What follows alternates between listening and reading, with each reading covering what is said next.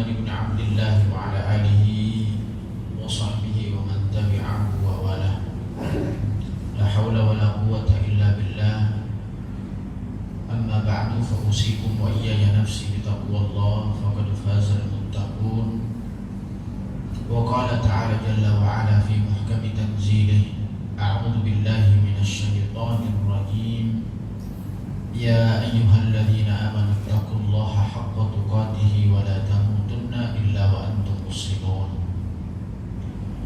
وقال النبي صلى الله عليه وسلم اتق الله حيثما كنت إلى آخر الحديث. أما بعد معاشر المسلمين والمسلمات أعزني وأعزكم جميعا. Pada pertemuan malam hari ini mari kita panjatkan puji dan syukur kehadirat Allah Subhanahu wa taala yang telah mengaruniakan kepada kita berbagai macam nikmat-Nya berupa iman, Islam, waktu luang, sehat walafiat, dan berupa nikmat-nikmat Allah yang lain yang tidak akan pernah bisa kita hitung jumlahnya. Namun tentu berapapun nikmat yang Allah berikan, hendaknya membuat kita akan semakin dekat dengan Allah Subhanahu wa taala, mengisi setiap waktu kita dedikasikan setiap waktu dan kesempatan kita untuk meraih kebahagiaan abadi, yaitu akhirat. Semoga Allah berikan hidayah, taufik dan inayahnya kepada kita semua agar kita bisa istiqamah dalam jalan kebaikan dan jalan petunjuk tersebut. Salawat beriring salam semoga terlimpahkan selalu kepada junjungan kita Nabi Muhammad sallallahu alaihi wasallam, kepada seluruh para sahabat, para pengikut-pengikut beliau ila yaumil qiyamah. Ma'asyiral muslimin rahimani wa rahimakumullah, kaum muslimin yang berbahagia, baik yang mengikuti secara langsung dan kami juga menyapa yang mengikuti secara online dimanapun berada. Semoga kita selalu diberikan kesehatan oleh Allah Subhanahu wa taala. Pada kesempatan malam hari ini insyaallah kita akan melanjutkan kajian hadis Arba'in Nawawiyah. Untuk malam hari ini hadis yang ke-18 dalam catatan buku urutan hadis di dalam kitab Arba'in Nawawiyah. Dan kita beri tema pada malam hari ini dengan tema takwa kepada Allah Subhanahu wa taala dan akhlak yang terpuji. Untuk lebih jelasnya, mari kita dengarkan beberapa hadis Nabi sallallahu alaihi wasallam yang kami akan bacakan. An Abi Dzar Jundub bin Junadah wa Abi Abdurrahman Mu'adz bin Jabal radhiyallahu anhuma an Rasulillah sallallahu alaihi wasallam qala ittaqillaha haitsuma kunta wa atbi'is sayyi'atal hasanah tamhuha wa khaliqin nasa bi khuluqin hasan. Diriwayatkan dari Abu Dzar Jundub bin Junadah dan Abu Abdurrahman Mu'adz bin Jabal radhiyallahu anhu dari Rasulullah sallallahu alaihi wasallam, beliau bersabda, bertakwalah kepada Allah dimanapun kalian berada dan ikutilah kejelekan dengan kebaikan, niscaya kebaikan itu akan menghapusnya, dan pergaulilah manusia dengan akhlak yang terpuji. Hadis dikeluarkan oleh Imam At-Tirmidzi. Ma'asyiral muslimin rahimani wa rahimakumullah. Secara bahasa ada beberapa istilah di dalam hadis ini untuk kita lebih memahami isi dari kajian ini. Yang pertama, potongan-potongan hadisnya ittaqillah, itu artinya bertakwalah kepada Allah.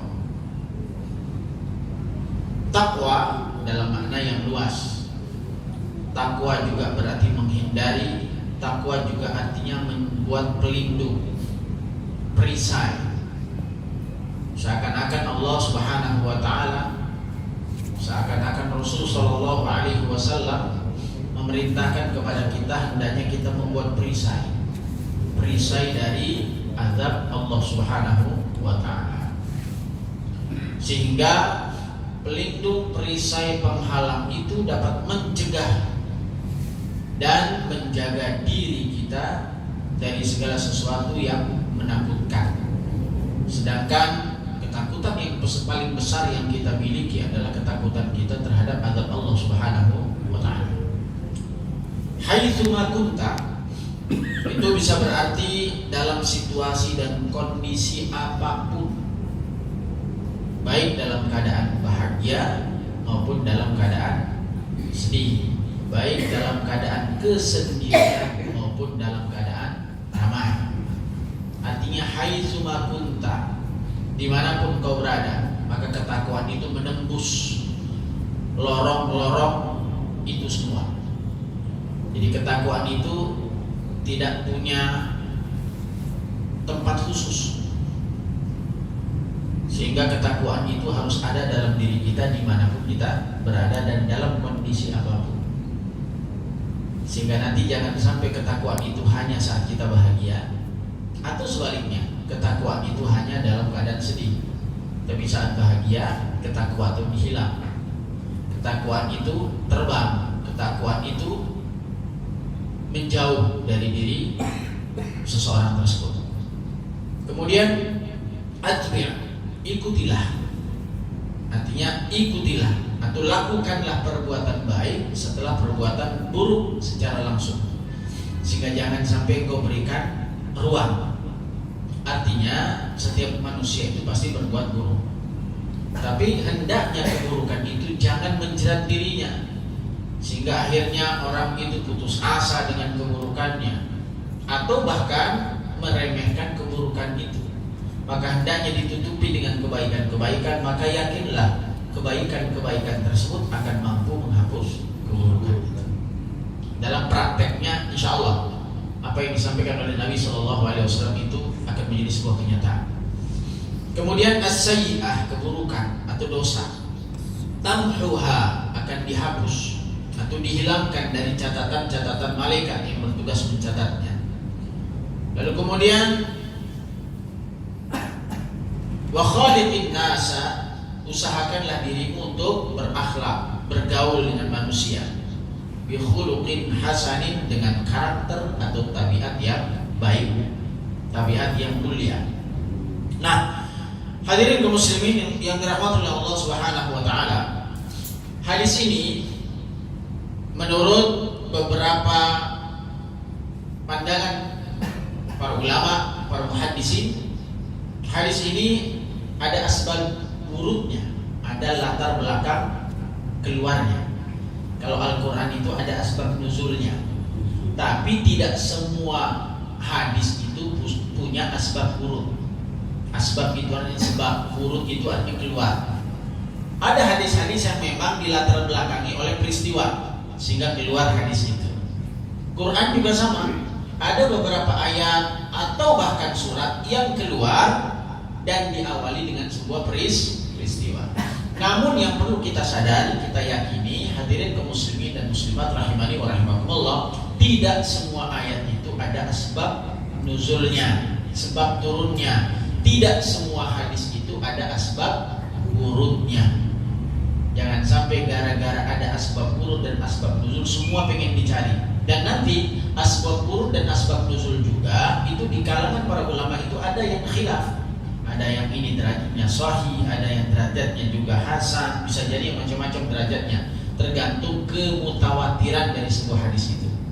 Ya, kekuatan hadis tersebut, kekuatan keterangan itu. Jadi intinya ma'asyiral muslimin, hadis ini ada asbab wurudnya, ada asbab nuzulnya, ada sebab turunnya. Apa itu? Di dalam sebuah riwayat disebutkan an Anas radhiyallahu anhu qala ba'atha an-nabi Mu'adz ila Jabal, Mu'adzan ila al-Yaman. Kata Anas bin Malik, bahwa Rasulullah Shallallahu Alaihi Wasallam pernah mengutus Muaz bin Jabal itu ke Yaman, dan saat itu Muaz bin Jabal diutus sebagai seorang gubernur. Selain seorang gubernur, beliau juga seorang du'a, seorang pendakwah, yang tentu tugasnya bukan hanya mengajarkan agama, tapi juga tugasnya adalah memberikan kebijakan-kebijakan hukum. Qadi sebagai hakim dalam perkara-perkara yang dilaluinya. Dan beliau, subhanallah, Muaz bin Jabal ini termasuk as-sabiqun al-awwalun, orang yang pertama-tama di antara para sahabat yang memeluk agama Islam. Ini Muaz bin Jabal. Dan beliau luar biasa dikenalnya oleh para sahabat-sahabat Nabi Shallallahu Alaihi Wasallam. Bahkan Muaz bin Jabal ini dikenal di kalangan para sahabat dan diberikan juga laqab julukan oleh Nabi. Dia termasuk fuqaha, ahli fikih, orang yang paham tentang. Jadi di antara para sahabat itu ada orang-orang yang juga diberikan kapling-kapling kemampuan, Pak. Jadi bukan hanya sekarang. Ada orang yang diberikan kaping ini hafidh, huffaz, orang yang penghafal Al-Quran. Ada orang yang kemudian diberikan julukan suaranya yang indah. Ada juga fuqaha, termasuk fuqaha. Ada mufassir. Ibnu Abbas itu termasuk mufassir. Mufassir di kalangan para sahabat. Maka setiap kali ada ayat yang turun, itu seringkali ditanyakan kepada salah seorang di antara sahabat itu, Ibnu Abbas. Karena para sahabat yang lain kadang belum sempat untuk berpikir tentang makna-makna yang terkandung di dalam surat tersebut. Jadi di antara para sahabat juga mereka memiliki kemampuan-kemampuan tersendiri. Jadi bukan berarti semua sahabat itu memiliki kemampuan yang sama, enggak. Ada sahabat yang cerdas, ada juga yang tidak cerdas. Ada sahabat yang mampu menggunakan waktu sehingga dia mengisi terus waktunya sehingga meriwayatkan hadis yang banyak. Ada memang sahabat yang memiliki kesibukan untuk ngatur negara, ngatur pemerintahan, urusan-urusan umat, sehingga tidak banyak untuk mengeluarkan hadis Nabi Shallallahu Alaihi Wasallam. Jadi sekelumit gambaran. Nah, Muaz bin Jabal ini lalu kemudian Rasulullah Shallallahu Alaihi Wasallam menyatakan, ya Muaz, qala faqal, berkata Rasulullah, wahai Muaz, ittaqillah wa khaliqin nas bi khuluqin hasan. Maka Rasulullah Shallallahu Alaihi Wasallam berpesan kepada Muaz, wahai Muaz, bertakwalah engkau kepada Allah, pergaulilah manusia dengan akhlak yang baik. Wa idza amilta sayyi'atan fattabi'ha. Kalau seandainya engkau melakukan perbuatan buruk atau melakukan dosa, fattabi'ha, lalu kemudian engkau ikuti keburukan itu hasanatan, dengan sebuah kebaikan. Faqala, lalu kemudian berkata, qultu, berkatalah siapa? Berkatalah Muaz bin Jabal, ya Rasulullah, la ilaha illallah minal hasanat, qala hiya min akbaril hasanat. Lalu kemudian dia bertanya, ya Rasulullah, apakah kalimat la ilaha illallah minal hasanat termasuk kebaikan? Maka Rasulullah pun menjawab, hiya min akbaril hasanat, maka dia adalah termasuk yang kebaikan yang paling besar. Dan kalimat ini adalah kalimat yang dibacakan oleh orang-orang ulama-ulama saleh dan orang-orang terdahulu dengan kalimat la ilaha illallah, afdhalul dzikri fa'lam annahu la ilaha illallah. Maka seabdul-abdulnya, seutama-utamanya kalimat zikir kepada Allah adalah kalimat la ilaha illallah. Dengan kalimat inilah status seseorang berubah dari kafir menjadi seorang muslim. La ilaha illallah ditambah lagi dengan Muhammadur Rasulullah. Baik, ma'asyiral muslimin rahimani wa rahimakumullah, hadis yang saya bacakan ini dikeluarkan oleh Imam Ahmad dari Abu Dar dan lain sebagainya, ya. Maka cukuplah menjadi gambaran kita bahwa hadis yang pertama, lalu kemudian dalam keterangan hadis yang kedua yang saya bacakan ini menjadi asbab urut, sebab keluarnya hadis yang kita bacakan di awal tadi. Nah, sampailah kita untuk kita bahas apa sih sesungguhnya intisari dari hadis yang kita baca, agar kita bisa mengambil banyak pelajaran dari hadis-hadis tersebut. Jadi upayakan hadis yang kita baca itu bukan hanya menghafal, bukan hanya memahami, ya, tapi juga tentu mengamalkannya. Karena apa yang diucapkan oleh Nabi Shallallahu Alaihi Wasallam itu menjadi aturan buat kita semua. Yang harus kita pahami, kaum muslimin dan muslimat rahimani wa rahimakumullah, bahwa ada sebab-sebab hadis itu keluar karena seorang sahabat. Bukan berarti bahwa itu hanya berlaku bagi seorang sahabat. Sekali lagi, jika ada sebuah hadis, terutama hakikatnya adalah pesan Rasul Shallallahu Alaihi Wasallam dan wasiat kepada seorang sahabat, bukan berarti wasiat itu hanya berlaku bagi sahabat itu saja, tapi juga berlaku bagi umat-umat Nabi Muhammad Shallallahu Alaihi Wasallam. Karena kita diperintahkan untuk menjadikan Rasul sebagai teladan dan juga menjadikan sahabat-sahabat Nabi sebagai jalan mencari petunjuk. Maka kata Nabi Shallallahu Alaihi Wasallam, ikuti aku dan ikuti khulafa ar-rasyidin, ikuti khulafa setelahku dan ikuti para sahabat-sahabat setelahku. Barang siapa yang mengikuti para sahabat, maka sesungguhnya sahabatku seperti bintang yang akan menunjukkan jalan terang bagi kalian.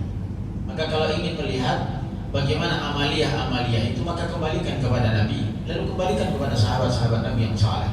Jika kita ingin memahami keteladanan Nabi yang dekat, kenapa kita harus kembali kepada para sahabat? Karena mereka lah yang terdekat zamannya dengan Rasul Shallallahu Alaihi Wasallam. Maka sahabat itulah yang mengetahui gerak-gerik, tingkah laku, tindakan Rasul Shallallahu Alaihi Wasallam. Jangan jauh dulu kalau ngambil teladan, ngambil dulu sahabat-sahabat Nabi. Gimana Abu Bakar As-Siddiq sifatnya, manusia mulia setelah Rasul, dengan kesabarannya, dengan kedewasaannya, dengan kebijakannya, dia bertindak sebagai khalifah sekaligus sebagai seorang sahabat Nabi yang senior. Lalu bagaimana Umar bin Khattab radhiyallahu anhu dengan ketegasan yang dimilikinya, yang istiqamah sehingga diberikan al-faruq, ya, al-faruq, orang yang bisa membedakan antara hak dan yang batil. Dan beliau yang paling keras, jika haknya hak, maka jika batil adalah hal kebatilan. Bagaimana Utsman bin Affan dengan perilaku kedermawanannya, rasa malu yang ada dalam dirinya tercermin dalam sifat dan tutur katanya, sehingga Nabi Shallallahu Alaihi Wasallam suatu hari pernah ketika duduk dengan para sahabat-sahabat Nabi Shallallahu Alaihi Wasallam terdengar suara salam, dan itulah saudara Utsman bin Affan. Maka Nabi langsung memperbaiki baju beliau, kancing beliau pasang. Wajar lah lagi kongko sahabat kan? Ya biasa, ngobrol sama seperti manusia biasa. Hanya saja perkataan Nabi mulia, canda Nabi juga ada. Nah, ketika beliau duduk bersama para sahabat, beliau memperbaiki baju beliau. Sampai sahabat berkata, siapa ya Rasulullah? Utsman bin Affan. Kenapa engkau memperbaiki bajumu? Aku didatangi oleh orang-orang yang malaikat juga malu kepadanya. Utsman bin Affan. Ali bin Abi Thalib dengan keilmuan yang dimilikinya, dan banyak orang-orang sahabat yang memiliki Nabi Shallallahu Alaihi Wasallam, dan mereka lah teladan dalam kehidupan kita. Nah, kembali bahwa apapun yang diwasiatkan oleh Nabi, yang diajarkan oleh Nabi kepada para sahabat juga menjadi pelajaran utama bagi kita semua. Terlebih kita tentunya, sahabat saja diajarkan, lalu apalagi kita yang mereka notabene dekat dengan Nabi, dijamin masuk surga, memiliki kemuliaan yang luar biasa. Lah kita baru mencoba untuk menjadi orang baik. Maka kebaikan-kebaikan para sahabat yang diajarkan oleh Nabi layaknya untuk kita jadikan sebagai teladan, acuan di dalam mengarungi kehidupan dunia ini. Hadirin kaum muslimin, bapak-bapak sekalian yang kami hormati, yang kami cintai, mari kita lihat, inilah wasiat abadi. Tidak ada wasiat yang paling besar yang disampaikan oleh Nabi Shallallahu Alaihi Wasallam. Tidak ada wasiat yang utama yang disampaikan oleh Nabi kecuali wasiat ketakwaan. Wasiat ketakwaan. Karena ternyata ketakwaan itu adalah modal utama kemuliaan seorang manusia. Allah tidak akan melihat paras wajah manusia. Allah juga tidak akan melihat ras manusia. Allah juga tidak akan melihat strata sosial manusia. Dia memiliki kehormatan di tengah manusia atau tidak. Allah juga tidak akan melihat dari sisi kekayaan harta. Tapi Allah akan melihat dari ketakwaan setiap manusia. Inna akramakum indallahi atqakum. Yang layak untuk dimuliakan dan dihormati itu standarnya adalah ketakwaan. Karena kita berbeda. Yang banyak orang dihormati itu adalah orang-orang yang memiliki status sosial yang tinggi. Seorang pemimpin lah, seorang raja lah, anggota lah, macam-macam dah. Orang yang penting berdasi mesti dimuliakan, dihormati. Kadang-kadang orang kalau pakai peci sudah dianggap gak terhormat. Orang kalau sudah punya peci dianggap hina. Orang kalau sudah punya peci dianggap orang rendahan. Padahal disitulah letak ketakwaan itu sesungguhnya. Meskipun tentu Allah tidak akan melihat paras aksesoris yang kita gunakan. Innallaha la yanzuru ila ajsamikum wala ila suwarikum walakin yanzuru ila qulubikum wa a'malikum. Allah tidak akan lihat paras wajahmu. Allah juga tidak akan melihat aksesoris yang kau pakai. Tapi yang Allah lihat adalah qulubikum wa a'malikum. Allah akan melihat hatimu dan amal perbuatan. Itu standarnya. Maka inna akramakum indallahi atqakum. Maka tidak ada pesan wasiat yang paling berharga yang diberikan oleh Rasul sallallahu alaihi wasallam kepada sahabat-sahabatnya kecuali ketakwaan itu. Maka di dalam Al-Qur'an, bahkan di dalam hadis-hadis Nabi sallallahu alaihi wasallam banyak sekali ayat-ayat yang menjelaskan bahwa sesungguhnya taujih rabbani atau taujihun Nabi, bimbingan Nabi sallallahu alaihi wasallam kepada para sahabat. Ya, di dalam hadis ini adalah yang diajarkan yang pertama kali adalah ittaqillah, takwa kepada Allah Subhanahu wa taala. Maka kalau berbicara tentang takwa, definisi takwa itu macam-macam. Paling tidak yang sering kita dengarkan adalah imtithal awamirillah wa ijtinabu nawahihi. Melaksanakan apa yang diperintahkan oleh Allah dan menjauhi segala yang dilarangnya. Wa ma atakum fakhudhuhu wa ma nahakum anhu fantahu. Apa yang datang kepada kalian ambillah, apa yang dilarang kepada kalian maka hindarilah. Itu kunci takwa sesungguhnya. Meskipun para sahabat kemudian banyak yang mendefinikan tentang takwa itu apa. Ada seorang sahabat yang ketika ditanya takwa itu seperti apa, maka dia mengungkapkan seperti engkau memasuki hutan belantara dan di hutan itu ada pohon-pohon yang berduri, daun-daun yang berduri. Maka bagaimana cara engkau ketika memasuki hutan belantara itu tidak tersentuh duri itu? Seakan-akan para sahabat berkata takwa itu adalah kehati-hatian. Maka jangan sampai engkau tertusuk. Seperti itulah makna dari sebuah ketakwaan itu.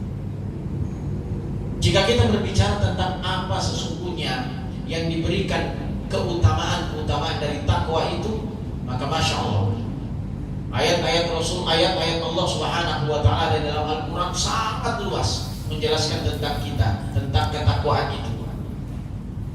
Menjelaskan kepada kita tentang hikmah, fadilah, keutamaan dari ketakwaan. Antara lain misalkan ketika Allah Subhanahu wa taala berfirman dalam surah An-Nahl ayat 128 bahwa tidaklah orang-orang yang paling dekat dengan Allah itu kecuali orang-orang yang bertakwa. Jadi orang yang paling dekat dengan Allah itu adalah orang-orang yang bertakwa. Kalau ingin Allah dekat dengan kita, maka takwalah kepada Allah. Saya yakin Allah akan menjalin hubungan baik dengan orang-orang yang menjalin hubungan baiknya dengan Allah Subhanahu wa taala. Barang siapa yang bermuamalah dengan Allah dengan muamalah yang baik, maka pantang bagi Allah untuk tidak bermuamalah kepada manusia dengan muamalah yang baik juga. Siapa yang mendahulukan kepentingan Allah, wallahi, maka Allah juga akan mendahulukan kepentingannya. Kalau di dalam kehidupan kita itu, mohon maaf, ada kesulitan-kesulitan hidup, berbagai macam bentuk ujian-ujiannya, maka dekatkan diri kita kepada Allah. Kunci kedekatan itu maka akan membuat Allah itu dekat dengan kita. Jika Allah sudah dekat dengan kehidupan kita, maka tidak lain buah dari kedekatan kita dengan Allah itu, dan buah dari kedekatan Allah kepada hamba itu adalah ketenangan, ketentraman, kebahagiaan.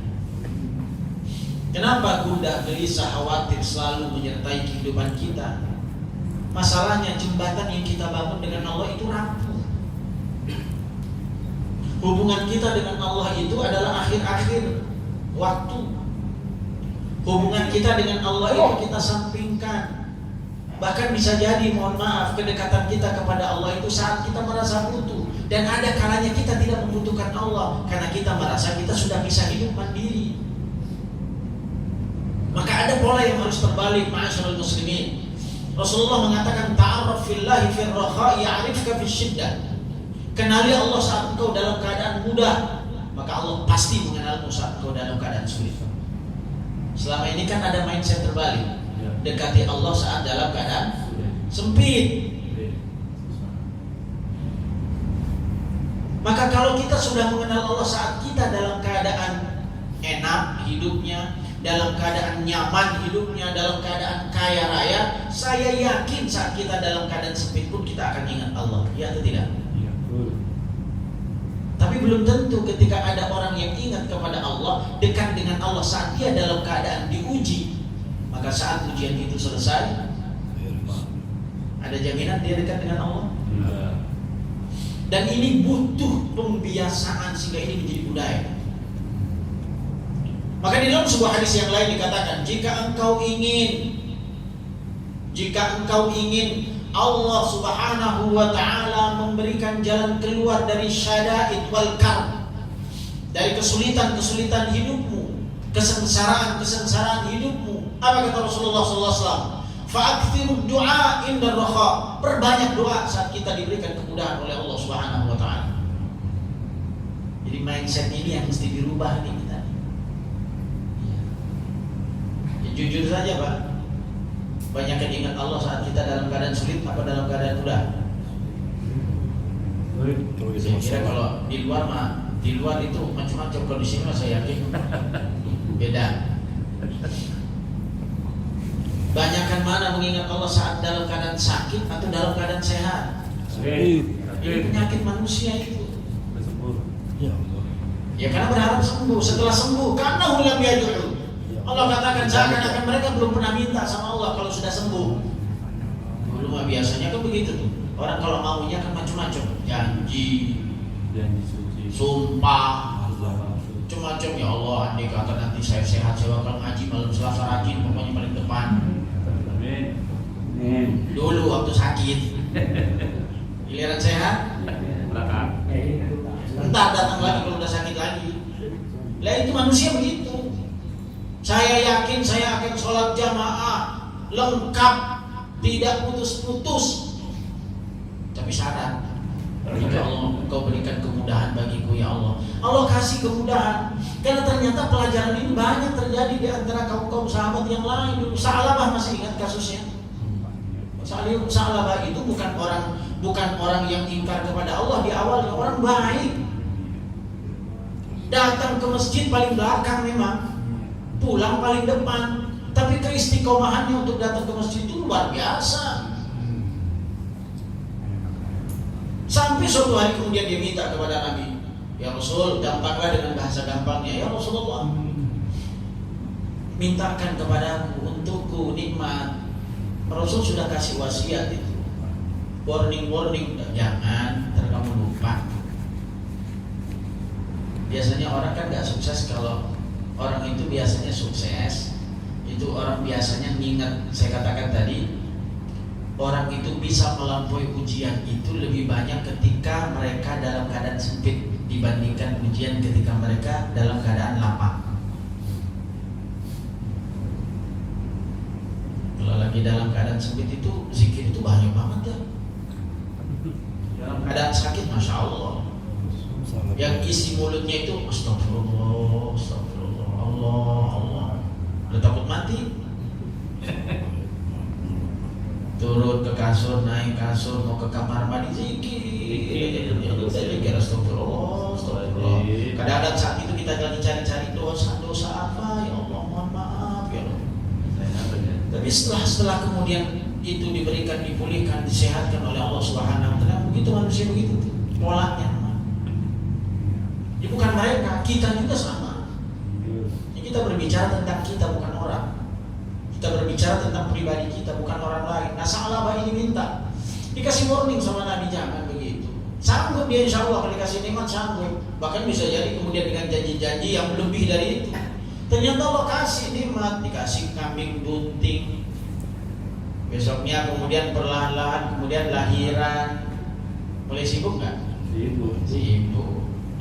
Kalau ditanya ada alasannya. Ya kan kalau orang cari hujah kan, ada alibi. Kenapa kok nggak ke masjid? Salah Pak, sibuk urus kan.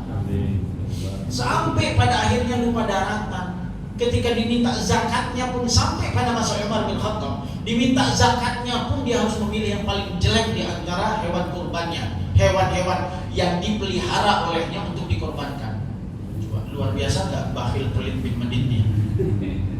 Awalnya orang baiknya, hati-hati itu, hati-hati. Jadi dari sengsara kemudian menjadi orang yang wah, itu berat ujiannya. Berat ujiannya.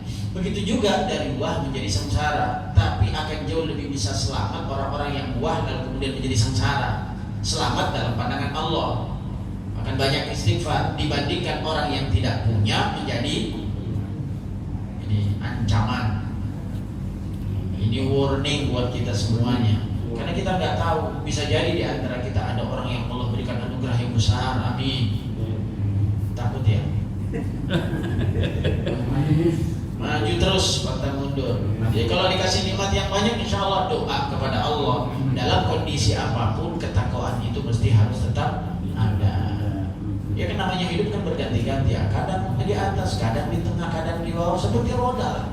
Maka kenapa Rasul berpesan ittaqillah? Inilah makna. Maka kembali Allah bersama orang-orang yang bertakwa. Lihat surah An-Nahl ayat 128. Innallaha ma'al ladzina taqaw wal ladzina hum muhsinun. Sesungguhnya Allah bersama orang yang bertakwa dan Allah bersama orang-orang yang selalu berbuat kebaikan. Jadi kalau orang berbuat kebaikan maka sudah pasti kebaikan Allah akan datang kepadanya. Itu sudah jaminan. Wallahu fi 'aunil 'abdi ma kana al-'abdu fi auni akhihi. Pertolongan Allah itu akan melekat pada diri seorang manusia selama manusia itu gemar memberikan pertolongan kepada sesama manusia. Itu sudah janji, Pak. Yakin aja. Gak ada orang miskin yang memberi. Gak ada orang miskin yang memberi. Malah semakin memberi akan semakin kaya. Bukan pada jumlahnya, tapi pada keberkahan hartanya. Usikum wa iyaya nafsi bitaqwa. Takwaan yang lain yang kemudian Allah Subhanahu wa taala sering kita dengar dalam surah Talaq ayat 3 dan 4. Ayat 2 dan 3. Wa may yattaqillaha yaj'al lahu makhraja wa yarzuqhu min haitsu la yahtasib. Ternyata ketakwaan itu adalah kunci segala sesuatu. Kesuksesan hidup ada pada ketakwaan. Ya, solusi masalah ada pada ketakwaan. Rizki yang tak terhingga pun ada pada ketakwaan. Dan ini jaminan Allah, bukan jaminan saya. Barang siapa yang bertakwa kepada Allah, wa may yattaqillah yaj'al lahu makhraja. Hai orang-orang yang punya masalah dalam keluarga, yuk kembali kepada Allah, maka di tangan Allah jalan keluar hidup. Kalau yang punya masalah di tengah-tengah masyarakat, kembalikan kepada Allah, karena Allah yang menggenggam hati siapapun. Bagi seorang pemimpin yang sedang memimpin rakyatnya dan kemudian kesulitan dalam hidupnya, kembalikan kepada Allah, karena pada hakikatnya kita tidak mampu. Kita nggak mampu, Pak. Jangankan untuk urusan yang besar, urusan kecil saja kadang-kadang kita nggak mampu. Nggak mampu. Hati kita itu lekat dengan Allah. Yang mengatur hati kita itu Allah. Yang ada dalam diri kita, tapi yang diatur itu ya hati. Wallahu yahulu bainal mar'i wa qalbi. Allah itu berada di antara hati manusia dan manusia itu sendiri. Gak bisa kita atur. Maka kembalikan kepada Allah Subhanahu wa ta'ala. Rabbana la tuzigh qulubana ba'da idh hadaitana wa hab lana min ladunka rahmah innaka antal wahhab. Ya Allah, la tuzigh qulubana, jangan kau jadikan hati kami zigzag. Tuzigh qulubana, khawatir, was-was. Wa imma yanzaghannaka minasyaitani fasta'idz billah. Kalau ada was-was dalam hati kita, kembalikan kepada Allah. Yarzuqhu min haitsu la yahtasib. Allah juga bakal kasih rezeki dari arah yang tak diduga-duga, Pak. Orang kalau sudah bertakwa, habis rezekinya Allah datangkan. Kadang-kadang dari luar pikiran kita. Min haitsu la yahtasib bahasa agamanya. Dari arah yang tak diduga. Percaya Pak seperti itu? Percaya. Nah, harus percaya. Kadang kita kebingungan, ya Allah, beras sudah gak ada lagi nih. Assalamualaikum, datang tuh beras. Mungkin masing-masing pernah punya pengalaman spiritual begitu kan? Saya yakin. Kalau yang gak punya berarti ada masalah dalam ketakwaannya. Nah, hidup itu mesti begitu. Kadang-kadang ya kehabisan duit udah gak ada di dompet. Assalamualaikum, yuk kita makan sama-sama yuk. Siapa yang gerakkan itu? Allah. Ternyata bisa makan gak malam itu? Bisa makan enak. Padahal gak punya duit.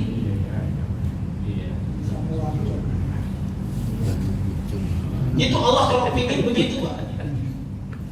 Dan ini kalimat Allah Subhanahu wa ta'ala.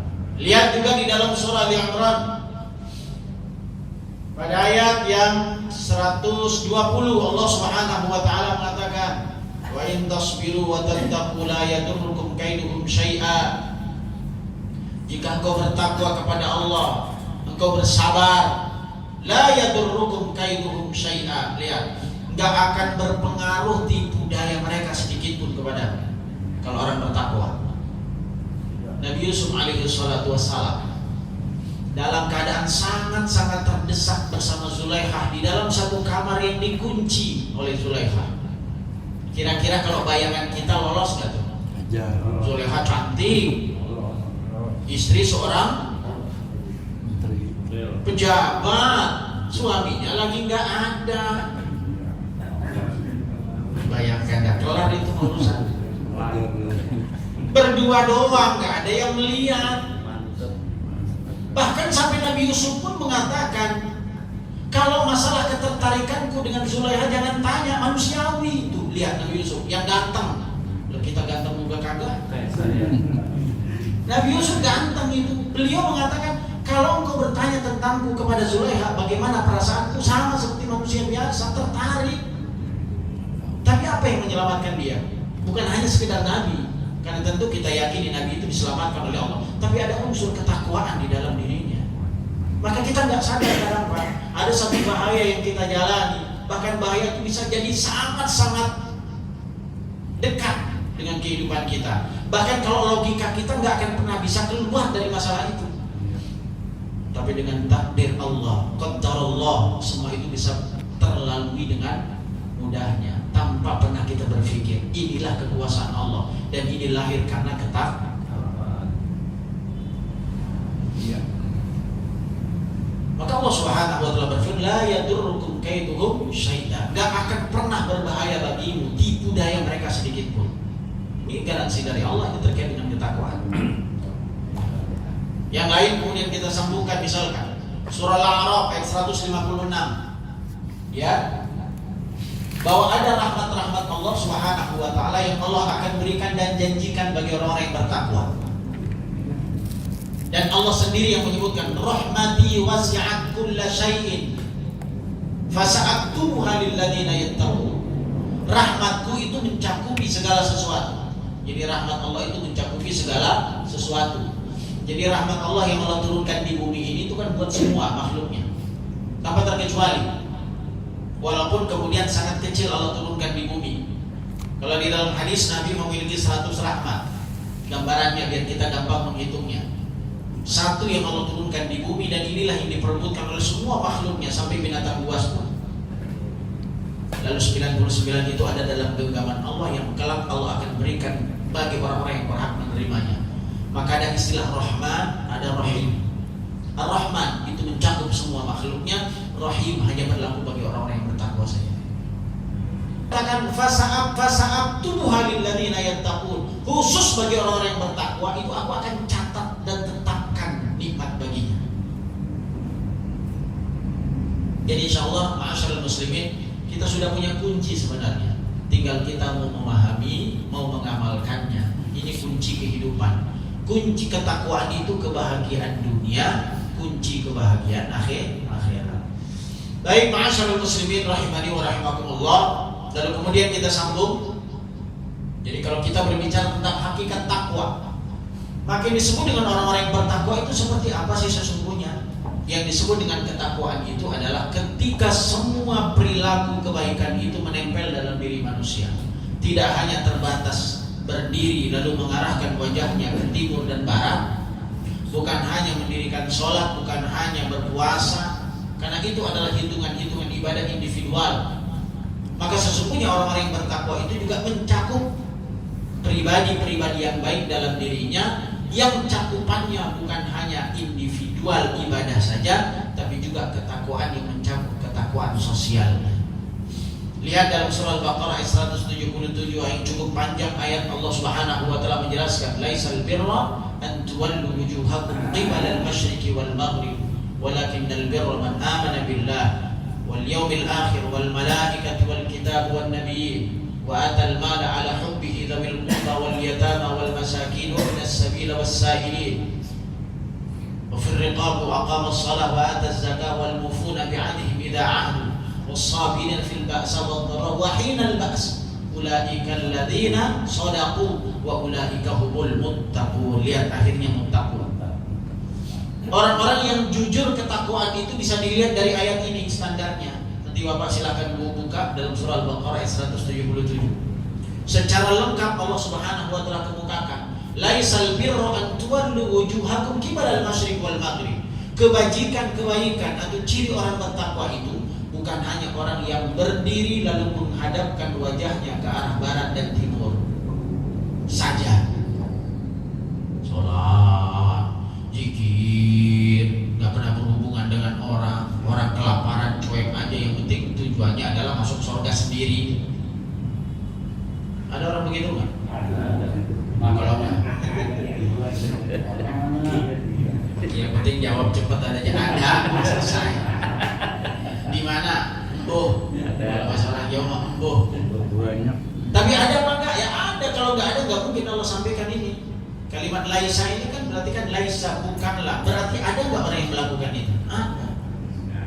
Tapi yang disebut dengan ketakwaan atau kebajikan itu adalah semua mencakup.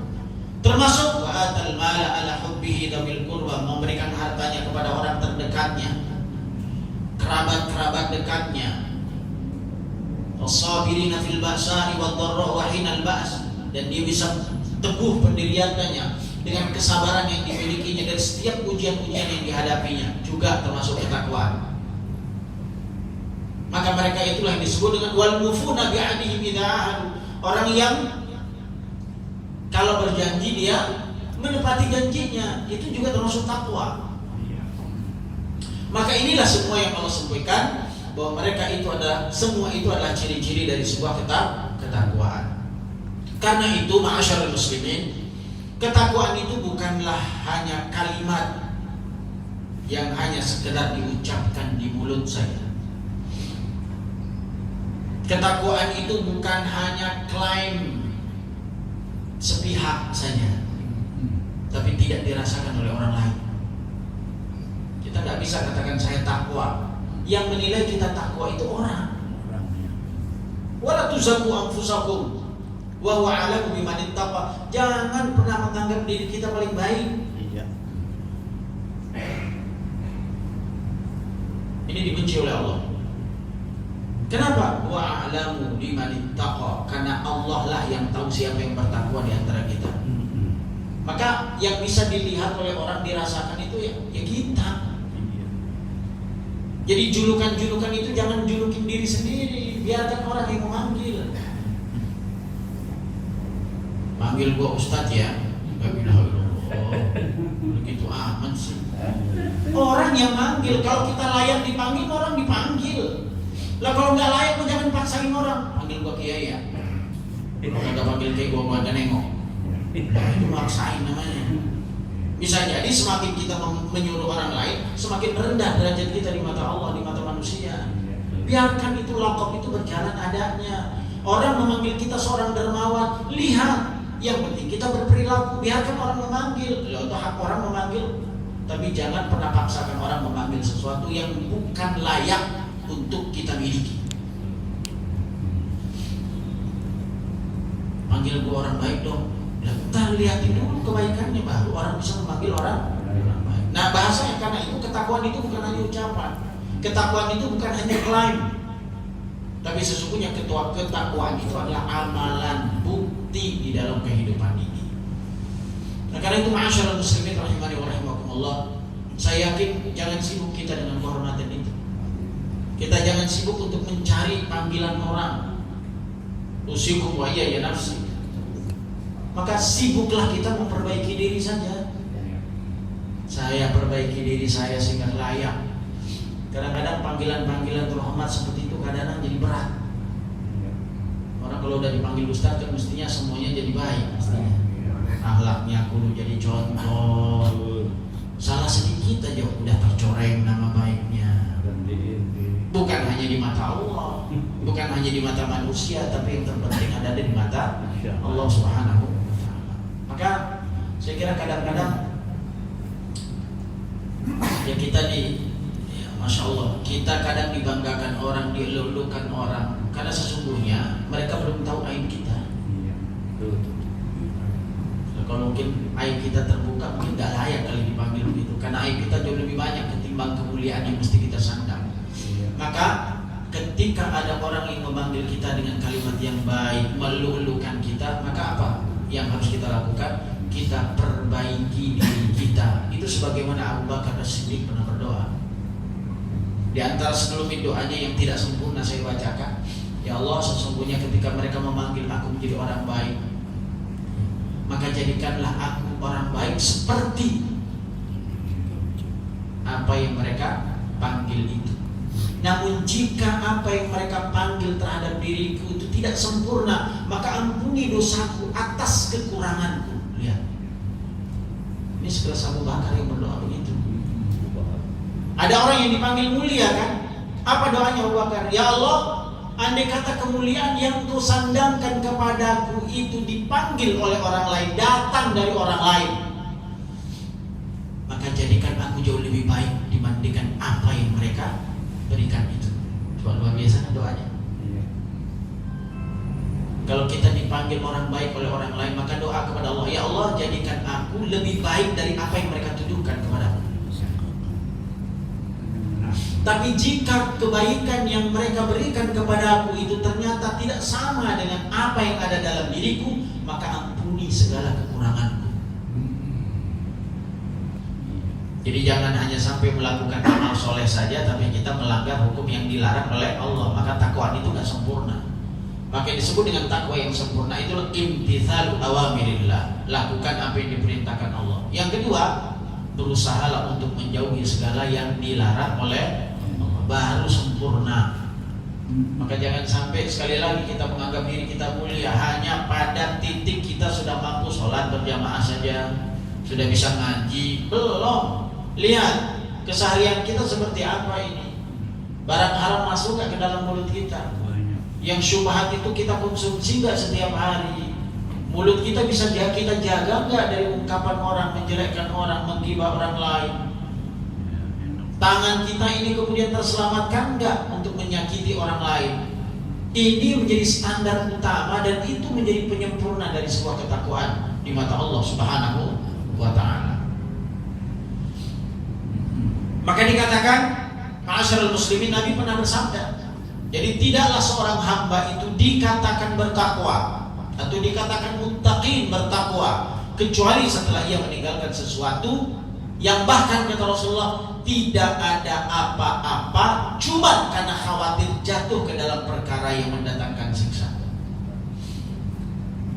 Jadi bukan lagi berkisah tentang yang dilarang, Pak. Berkisah tentang sesuatu yang tidak apa-apa, kalau bahasa agamanya mubah, tapi mubah itu mendatangkan kesia-siaan. Maka ini juga termasuk di antara bakteri-bakteri ketakwaan itu. Wah, berarti sempurna banget dong ketakwaan. Kita gak bakal jadi sempurna, insya Allah. Gak sempurna, tapi kita berproses proses untuk memperbaiki diri, Pak. Insya Allah saya kira kita nggak ada yang sempurna siapapun. Mau yang ceramah, mau yang nggak yang ceramah, mau hafal hadis ribuan juga, mau hafal Al-Quran juga, nggak ada yang sempurna. Di mata Allah kita muznim, di mata Allah kita berdosa. Cuman yang baik di mata Allah itu adalah bukan orang yang berdosa, bukan orang yang baik sesungguhnya, tapi sesungguhnya adalah orang yang berdosa, tapi dia menyegerakan diri untuk bertaubat dan memperbaiki diri. Yuk, ini nasihat buat saya pribadi khususnya dan umumnya bagi kita semua. Yuk Pak, kita perbaiki setiap waktu dan kesempatan. Mumpung Allah masih berikan waktu. Baca Quran kita perbaiki. Ayo, masih ada waktu. Jangan menyesal. Karena nanti di akhirat itu orang masuk surga itu punya tingkatan-tingkatan. Salah satu yang disebutkan oleh Nabi, tingkatan-tingkatan itu adalah akan berada di surga tergantung sampai mana bacaannya. Kalau bacaan Baqarah ya tingkat Baqarah dah. Bacaan Ali Imran ya tingkat Ali Imran. Artinya semakin banyak kita membaca Al-Quran dengan bacaan yang baik dan benar, maka semakin berpotensi kita dimasukkan Allah ke dalam surga dengan derajat yang tinggi. Insya Allah. Sholat kita, yuk kita perbaiki sholat. Mulai buka kitab kita bagaimana sholatnya Nabi SAW yang baik dan benar, bukan sholat warisan yang kita lakukan selama ini, yang mungkin selama ini kita nggak pernah kaji kitabnya, nggak pernah kaji bukunya. Sholatnya bagaimana sih? Asalkan takbir lalu akhiri dengan salam, yang penting selesai sholat. Hati-hati, karena banyak orang di dalam beberapa keterangan sholat panjang tapi ternyata sholatnya hampa, sia-sia, nggak punya nilai di mata Allah, padahal usianya sudah semakin bertambah. Sholat dilakukan setiap hari, tapi karena sholat tidak berkualitas dan dia tidak punya motivasi untuk memperbaiki amal soleh dan sholatnya, maka akan berpengaruh terhadap nilai-nilai kualitas seseorang itu. Nah, kembali ma'asyiral muslimin rahimani wa rahimakumullah, maka syarat-syarat terrealisasinya ketakwaan itu nilai-nilai yang tidak bisa membumi dan buahnya tidak dapat dipetik kecuali jika seseorang itu memiliki pengetahuan tentang ilmu. Syarat Pak, kalau ingin ketakwaan kita semakin bertambah, bukan hanya amal, tapi yang paling utama dari semua itu adalah ilmu. Maka saya sering kesampaikan di majelis-majelis taklim manapun, yuk jangan sampai kita hilang semangat untuk ilmunya. Ini bahaya. Terlebih nuntut ilmu agama, sisihkan sedikit waktu kita. Ngaji dimanapun monggo silakan, asalkan ada kebaikan, ambil waktu dan kesempatannya. Jangan buang-buang waktu percuma. Hembusan nafas kita akan terus terhembus tanpa nilai, dan itu adalah kesia-siaan umur. Tapi setiap hari ketika nimba ilmu, semenit, 2 menit, tapi ilmu jauh lebih penting. Maka nilainya subhanallah. 1 jam saja kita duduk Pak, bertafakur, mentadaburi ayat-ayat Allah, berfikir tentang Allah, maka jauh lebih baik dibandingkan atau nilainya sama dengan menghidupkan 1 malam untuk beribadah. Bapak, 1 malam saja, 1 jam, 1 jam saja, itu saking tingginya, dan ketakwaan itu nggak akan pernah tercapai. Maka kata Nabi SAW, beliau pernah menyatakan dalam hadis riwayat Imam Tirmidzi yang saya terjemahkan, jadi keutamaan orang-orang yang berilmu dibandingkan orang yang tidak berilmu itu seperti keutamaanku, kata Rasulullah, dengan orang-orang yang paling rendah di antara kalian. Jadi orang-orang yang berilmu tinggi ya. Dan tidak mungkin rasa takut itu akan datang kepada seseorang kalau tidak didasari oleh ilmu. Bagaimana mungkin dia bisa menghindar dari apa yang dilarang oleh Allah kalau dia nggak tahu mana yang mesti harus dihindari? Mungkin nggak? Bagaimana dia bisa beramal dan termotivasi untuk beramal soleh kalau dia pun nggak tahu mana yang mesti diamalkan dan mana yang memiliki pahala yang besar? Kalau kita nggak ngaji nggak tahu kan? Oh ternyata zikir ini pahalanya begini ya. Ternyata bangun pagi kemudian berniat dengan kebaikan, maka 2 malaikat akan turun. Yang satu akan mendoakan, ya, munfiqan, bagi orang yang menafkahkan hartanya, maka gantikanlah, berikan ganti untuknya. Jadi barang siapa yang mumsikan talafan, barang siapa yang menahan hartanya, enggak dia memberikan harta, pelitnya minta ampun, di paginya dia tidak berpikir tentang akhiratnya, maka berikanlah kehancuran baginya. Jadi dua malaikat yang begitu ya. Kita akan tahu 2 rakaat sebelum subuh ketika kita mengejar waktunya untuk sholat 2 rakaat, karena nilainya jauh lebih baik dibandingkan dunia dan isinya. Kita akan bekerja keras untuk datang sholat subuhnya, lalu kemudian sholat asar berjamaahnya, karena untuk menghindari sifat kemunafikan. Dari mana kita tahu kalau bukan kita menuntut ilmu? Maka sekali lagi ma'asyiral muslimin, ya, seseorang yang menempuh jalan kebaikan, menempuh jalan ilmu, menuntut ilmu, maka Allah akan memudahkan jalan baginya menuju surga. Amin. Man salaka tariqan yaltamisu fihi ilman, sahhalallahu lahu bihi tariqan ilal jannah. Orang yang mencari ilmu, menjalani hari-harinya untuk mencari ilmu. Ya, alhamdulillah kita bilang ngaji, subhanallah Pak. Kita berada di tempat yang nyaman, ada AC, ada kipas angin. Ini hari ini ada merah-merah. Belum diwagi bapak-bapak, dan tutup dulu. Coba perhatikan Pak, kita duduk di tempat yang nyaman, nggak jauh perjalanannya, paling banter kan yang pakai motor doang, mungkin nyebrang jalan. Dulu Bapak Masya Allah turun gunung, naik gunung, nyebrang lautan. Imam Bukhari itu cari hadis saja Masya Allah harus nyebrang ke beberapa negara untuk mencari satu hadis, untuk menjamin kesahihannya. Kalau kita nggak pakai modal kok, ya.